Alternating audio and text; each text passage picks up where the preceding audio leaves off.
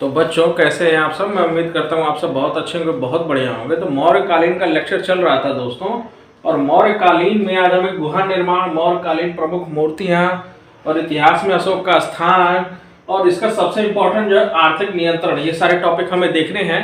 तो मौर्यकालीन में एक दो पॉइंट रह गया था, तो आज ये उसको देखते हैं। तो देखने से पहले सबसे पहले आप चैनल को सब्सक्राइब कर लीजिए ताकि ऐसे ही लेक्चर आपसे मिस ना हो, आपको मिलता रहे और आपकी तैयारी में मददगार साबित होता रहे।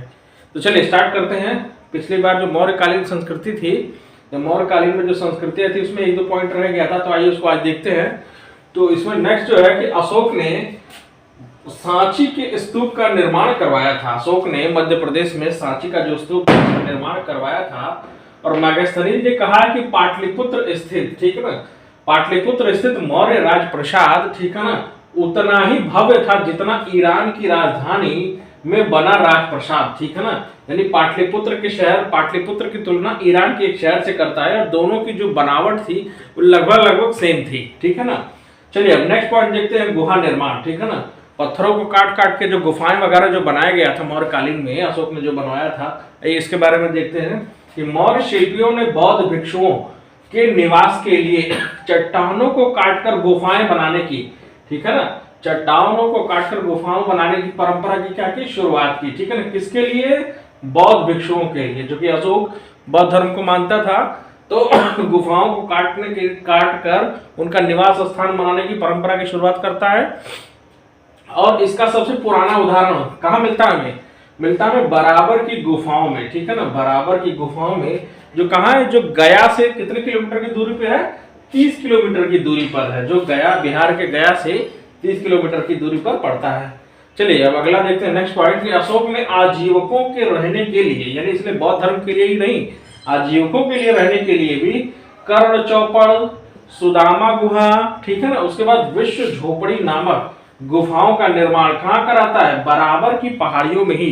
तो बराबर की पहाड़ियों में इसने बौद्ध भिक्षुओं के लिए भी और आजीवकों के लिए भी क्या कहता है, आवास का यानी निवास स्थान का जो है निर्माण जो है वो कराता है।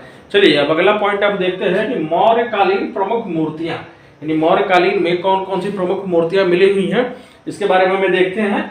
तो सबसे पहले इसकी शुरुआत होती है मथुरा से। मथुरा से हमें कौन सी मूर्ति मिली है? यक्ष मिला है, ठीक है ना। तो पटना से हमें कौन सा मिलता है? दीदारगंज से यक्षिणी, ठीक है ना। मथुरा से यक्ष, पटना से यक्षिणी, और ग्वालियर से हमें मिला है मणिभद्रयक्ष, ठीक है ना, मणिभद्रयक्ष। बेसनगर से 2 स्त्री मूर्तियां, ठीक है ना, बेसनगर से हमें क्या मिला है? 2 स्त्री मूर्तियां जो है वो हमें प्राप्त हुई हैं। चलिए मूर्तियों का लेक्चर खत्म होता है, तो हम ये देखते हैं कि इतिहास में अशोक का स्थान क्या है। अशोक ने ऐसा कौन कौन सा योगदान दिया, कौन कौन सा कंट्रीब्यूशन दिया कि जिस वजह से हम अशोक को याद रखते हैं, ठीक है। चलिए तो इसकी शुरुआत करते हैं। निसंदेह प्राचीन विश्व के इतिहास में वह एक महान धर्म प्रचारक हुआ, ठीक है ना। धर्म का प्रचार उसने बहुत अच्छे तरीके से किया। आपको पता है पूरे एशिया में, यानी इंडिया के किनारे किनारे जितने भी कंट्री हमें दिखते हैं, हर जगह उसने बौद्ध धर्म का प्रचार किया, ठीक है। तो महान धर्म प्रचारक शासक हुआ। पराये देशों में भी उसने मनुष्यों एवं पशुओं के कल्याण के लिए क्या किए? कदम उठाए, ठीक है ना। मनुष्यों के साथ साथ पशुओं के लिए भी कल्याण के लिए उसने तमाम सारे कदम उठाए। उन दिनों की स्थिति को देखते हुए यह सर्वथा क्या थी? सर्वथा एक नई चीज थी। उस समय ये क्या थी? एकदम नई चीज थी। किसी ने भी इस तरह की चीजों के बारे में सोचा नहीं था। उसने पश्चिम एशिया, ठीक है, और यूनानी राज्यों में भी अपने शांति दूत भेजे। पश्चिम एशिया की तरफ और यूनानी यानी यूरोप वगैरह में भी क्या किया? उसने अपने शांति दूतों को भेजे और अपने धर्म के प्रचार के लिए क्या किया? ज्यादा से ज्यादा उनको मोटिवेट किया, प्रेरित किया। चलिए अब हम अगला देखते हैं कि उसने एक धर्म, ठीक है ना, उसने एक धर्म, एक भाषा और एक लिपि, ठीक है ना, एक धर्म, एक भाषा, एक लिपि के सूत्र में सारे देश को क्या किया? बांध दिया, ठीक है ना, सारे देश को बांध दिया। उसने अधिकांश अभिलेख ब्राह्मी में लिखे, ठीक है ना, उसके जो मैक्सिमम अभिलेख हैं वो ब्राह्मी में है। पर देश के एकीकरण में उसने ब्राह्मी, ठीक है, ब्राह्मी, खरोष्ठी, अरामाइक और यूनानी सभी लिपियों का क्या किया? सम्मान किया। ये सारी भाषाओं को उसने सम्मान दिया। किसी एक भाषा के लिए ज्यादा बढ़ोतरी या एक भाषा पे ज्यादा फोकस नहीं किया, सारी भाषाओं पर उसने फोकस किया, यानी सभी भाषाओं को सम्मान मिले, दर्जा मिले, ठीक है। चलिए अब सबसे इंपॉर्टेंट लेक्चर जो है वो है आर्थिक नियंत्रण। हम आर्थिक नियंत्रण देखते हैं कि उस समय इकोनॉमिकल कंट्रोल कैसा था मौर्य प्रशासन में। चलिए, इसमें सबसे पहले जो जिक्र होता है वो मेगास्थनीज का जिक्र होता है।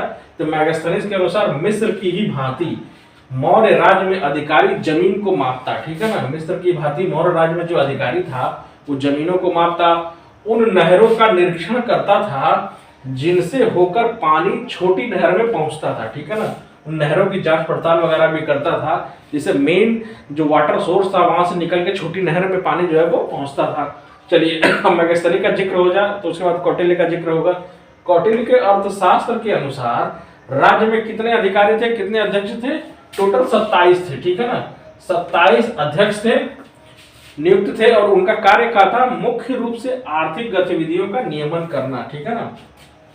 जो आर्थिक गतिविधियां थी उस समय पे, उन आर्थिक गतिविधियों का नियमन करना इन 27 अध्यक्षों का काम था। चलिए, अगला पॉइंट देखते हैं। वे कृषि, व्यापार, वाणिज्य और बाट माप का तथा कताई, बुनाई, खान आदि शिल्पों का नियमन जो है और नियंत्रण वो करते थे, ठीक है ना। ये सारे डिपार्टमेंट थे उस समय पे। इन सारे डिपार्टमेंट का नियमन, एडमिनिस्ट्रेशन और कंट्रोल जो है देखने का काम 27 अध्यक्षों का हुआ करता था। चलिए, अगला देखते हैं कि राज्य में कृषकों की भलाई के लिए सिंचाई और जल वितरण की व्यवस्था करता था, ठीक है ना। सिंचाई की और जल वितरण की व्यवस्था जो है वह करता था। अब एक पॉइंट और देखते हैं बच्चों कि रोमन-देई अभिलेख एकमात्र अभिलेख है, ठीक है ना। रोमन-देई जो अभिलेख है वो एकमात्र ऐसा अभिलेख है जिसमें कराधान पे चर्चा किया गया है। कराधान मतलब टैक्सेशन, टैक्स की बात करता है, ठीक है ना। तो टैक्सेशन की चर्चा करता है, और इस अभिलेख में धर्म यात्रा पर लुम्बिनी रोमन-देई जाने की चर्चा, ठीक है ना, एवं भूमि कर घटाकर, ठीक है ना, जो लैंड टैक्स होता था भूमि कर को घटाकर 1/8 कर देने की बात कही गई है, ठीक है ना। जो ये घटाकर टैक्स को 1/8 कर दिया गया है, ये चर्चा में मिलता है रोमन-देई अभिलेख में। चलिए बच्चों, आज का लेक्चर यही समाप्त होता है। जाने से पहले तो चैनल को सब्सक्राइब करिए, वीडियो को लाइक करिए, शेयर करिए। वीडियो देखने के लिए बहुत बहुत धन्यवाद।